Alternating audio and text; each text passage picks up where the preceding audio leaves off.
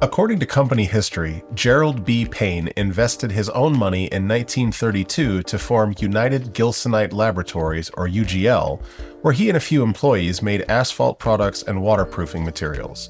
In 1953, the company produced one of the first polyurethanes, a type of plastic polymer used in various ways, including as a wood finish.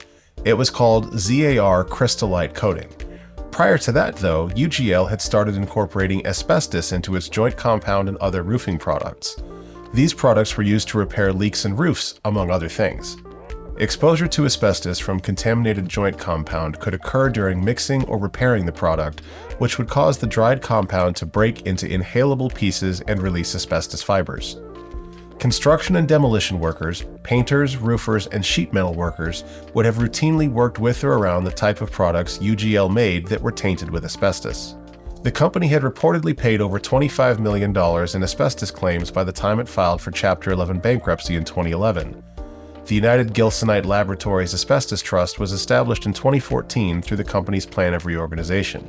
In 2022, 483 claims were filed with the UGL Trust according to its annual financial report. The report also stated that the trust paid $2.4 million in claims in 2022. Since it opened, the trust has paid roughly $20 million in compensation to claimants.